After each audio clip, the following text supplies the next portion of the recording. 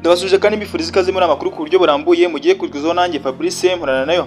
Muri amakuru turabwira ko Perezida Paul Kagame yagiranye ikiganiro n'umujyanama mukuru wa Perezida wa Leta Zunze Ubumwe za Amerika Donald Trump mu ruzinduko yagiriye mu Rwanda. Baganira ibiki byose turabyumva ku buryo burambuye. Nituhava turabwira ko Joseph Kabila yahoze ayoboye Repubulika Iharanira Demokarasi ya Kongo yatangaje ko agiye kugaruka muri Repubulika Iharanira Demokarasi ya Kongo nyuma y'imyaka myinshi yaramaze atari mu gihugu. Izo ngingo rero z'ingenzi amakuru yacu agiye kwibandaho gusa mbere uko dutangira tubibutsa kujya mukora subscribe, like, share na comment kugira ngo amakuru yacu mujye muyabonera ku gihe. Gusa nkuko nari maze kubibabwira mu ngingo ni munyemerere amakuru yacu tuyahere kuri inkuru ifite umutwe ugira uti Perezida Paul Kagame yaganiriye n'umujyanama mukuru wa Trump mu ruzinduko yagiriye mu Rwanda. Perezidansi y'u Rwanda ibinyujije ku rukuta rwa X yatangaje ko Boras n'intumwa yarayoboye baganiriye n'umukuru w'igihugu nyakubahwa Perezida Paul Kagame. Ni ibiganiro bigamije gutanga umusaruro muri aka karere ka Afurika y'ibiyaga binini, dore ko hamaze iminsi harimo umwuka mubi hagati y'igihugu cy'u Rwanda ndetse na Repubulika Iharanira Demokarasi ya Kongo, ndetse na gahunda zo kongera ishoramari hagati y'igihugu cy'u Rwanda ndetse na Repubulika ndetse na Leta Zunze Ubumwe za Amerika.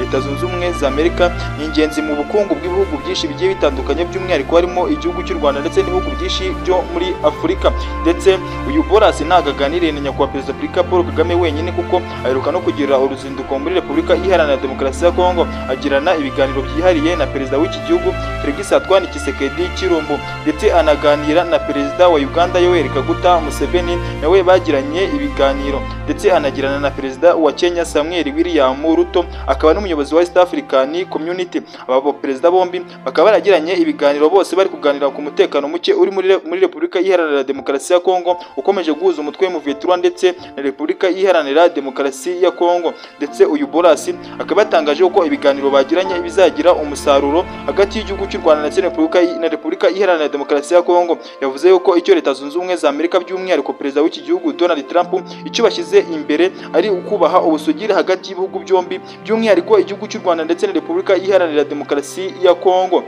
Ndetse avuga yuko ibiganiro bizagira umusaruro hagati y'igihugu cy'u Rwanda ndetse na Repubulika Iharanira Demokarasi ya Kongo, ndetse n'impande zombi zihanganye, by'umwihariko umutwe M23 ndetse na Repubulika Iharanira Demokarasi ya Kongo. Ubusanzwe Leta Zunze Ubumwe za Amerika ntago zari zimeranye neza n'igihugu cy'u Rwanda, bitewe n'uko Leta Zunze Ubumwe za Amerika ziheruka gufatira ibihano abayobozi bakomeye b'igihugu cy'u Rwanda, by'umwihariko Itadi General James Kabarebe beruka kumufatira ibihano bavuga yuko ngo afitenye isano n'amabuye acukurwa muri Repubulika Iharanira Demokarasi ya Kongo, ngo igihugu cy'u Rwanda kiba muri Repubulika Iharanira Demokarasi ya Kongo bakazana mu gihugu cy'u Rwanda. Bahise bafatira rero ibihano Itadi General James Kabarebe bavuga yuko nawe abifitemo uruhare.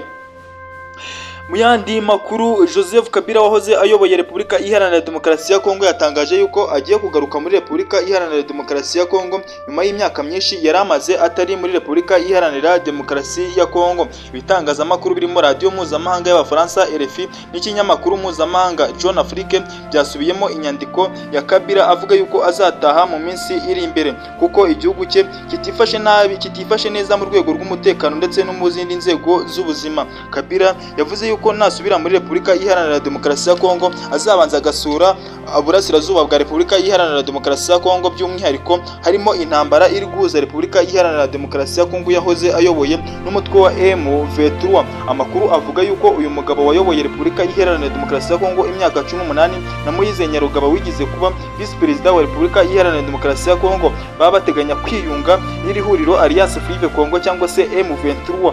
Ndetse aya makuru akaba yemejwe n'uwahoze ari muri ubuyobozi bwa Repubulika Iharanira Demokarasi ya Kongo, ubu ngubu akaba ari umuvugizi utavuga rumwe n'ubutegetsi bwa Repubulika Iharanira Demokarasi ya Kongo, Moise Katumbi. Repubulika Iharanira Demokarasi ya Kongo ntabwo imeranye neza n'uyunguyu Joseph Kabila Kabange wahoze ayoboye Repubulika Iharanira Demokarasi ya Kongo, bitewe n'uko perezida uyoboye iki gihugu Felix Antoine Tshisekedi Tshilombo yakomeje gushinja inshuro nyinshi uyunguyu Joseph Kabila Kabange ko ari icyitso cy'umutwe wa M23 ndetse awushyigikiye ndetse awuri inyuma. Byanatumye bavuga yuko bashobora kuzafatira imitungo y'uyunguyu Joseph Kabila Kabange waho utari muri Repubulika Iharanira Demokarasi ya Kongo. Kuri ishuri yavuze yuko agiye kugaruka muri Repubulika Iharanira Demokarasi ya Kongo, ndetse bagiye banashinze n'abandi benshi harimo n'abanyamakuru bavuga yuko bafasha uyu mutwe M23 bawuri inyuma, bityo ko bagomba kuzafatira imitungo yabo bakayiteza cyamunara. Gusa uyu Joseph Kabila Kabange biravuga yuko ashobora kuba agiye kwiyunga n'uyu mutwe wa M23 nkuko byagiye binanurwanurwa inshuro nyinshi bavuga yuko ngo awufasha ndetse akaba anawuri inyuma ari n'icyitso gikuru cy'uyu mutwe wa M23. Ubusanzwe Perezida Felix Antoine Tshisekedi Chilombo n'uyu Joseph Kabila Kabange bivuga mbere yuko bashwana, uyu Joseph Kabila ndetse na Perezida Felix Antoine Tshisekedi Chilombo bari inshuti z'akadasohoka, dore ko binavuga yuko kugira ngo uyu nguyu Perezida Felix Antoine Tshisekedi Chilombo uyoboye Repubulika Iharanira Demokarasi ya Kongo ajyeho yasizweho n'uyu nguyu Joseph Kabila Kabange, dore ko bivuga yuko uyu Perezida Felix Antoine Tshisekedi Chilombo atigize atorwa n'abaturage ba Repubulika Iharanira Demokarasi ya Kongo,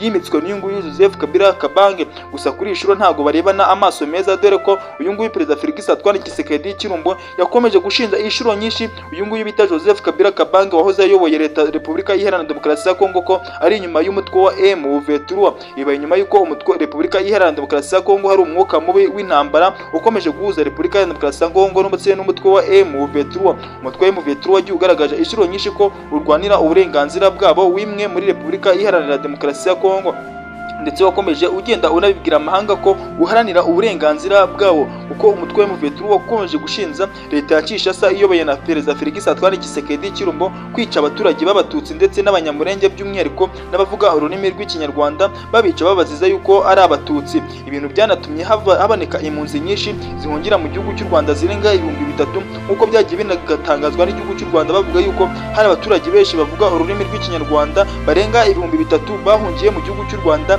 bavuye muri Repubulika Iharanira Demokarasi ya Kongo, aho bakomeje gushinja Repubulika Iharanira Demokarasi ya Kongo ko yica abaturage bavuga ururimi rw'ikinyarwanda, bamwe bagahungira mu gihugu cy'u Rwanda abandi bagahungira mu gihugu cy'abaturanyi cya Uganda. Ibi nibyo byakomeje kugaragazwa n'umutwe wa M23, ubwo imiryango mpuzamahanga ndetse n'ibihugu bikomakomeye harimo Leta Zunze Ubumwe za Amerika, Ubufaransa ndetse n'Ubwongereza byagiye bisaba umutwe wa M23 ko warekura ibice wagiye ufata muri Repubulika Iharanira Demokarasi ya Kongo. Gusa umutwe wa M23 watangaje yuko bafashe New York cyangwa se Londres aho bahava, gusa bavuga yuko aho bafashe haba mu Bukavu ndetse na Goma ari muri Repubulika Demokarasi ya Kongo ari iwabo. Babona rero ko nta hantu bava bajya kandi aho bafashe ari iwabo. Ibi nibyo M23 wagiye ugerageje gusubiza ibihugu bikomakomeye ndetse n'imiryango mpuzamahanga bagiye basaba umutwe wa M23 ko wava mu bice umaze gufata. Ubusanzwe umutwe wa M23 umaze gufata umujyi wa Goma, dore ko ari n'umujyi ufatiye runini Repubulika Iharanira Demokarasi ya Kongo ndetse n'ikibuga cy'indege cya Goma. Ibi byose biri mu maboko y'umutwe wa M23. Ndetse akandi gace gakomeye umutwe M23 ufite harimo n'umujyi wa Bukavu. Uyu nayo ni umujyi ukomeye muri Repubulika Iharanira Demokarasi ya Kongo, ndetse bagiye banafata n'utundi duce dukomeye twiganjemo amabuye y'agaciro, ndetse aha hose umutwe M23 wagiye ubasha kuba wahigarurira. Gusa amakuru avuga yuko umutwe M23 uri mu biganiro na Repubulika Demokarasi ya Kongo, tukaba dutegereje ko hari icyo bizatanga kugira ngo iyi ntambara iri mu burasirazuba bwa Repubulika Iharanira Demokarasi ya Kongo imaze imyaka irenga 30 hari amakimbirane muri Repubulika Iharanira Demokarasi ya Kongo abashe kuba yahagarara. Ngayo rero amakuru nari mbazaniye kuri ishuro ngiye wabategure nkabagezaho na Fabrice Murana, nawe mbibutsa gukora subscribe, like, share na comment kugira ngo amakuru yacu mujye muyabonera ku gihe, kandi mbibutsa kwirinda ingengabitekerezo ya Jenoside yakorewe Abatutsi umwaka w'1994, ndetse no kubwira abanyarwanda kugomeza kwihangana muri ibi bihe turimo byo kwibuka abacu baje Jenoside yakorewe Abatutsi umwaka w'1994. Ndabashimiye, mugire amahoro.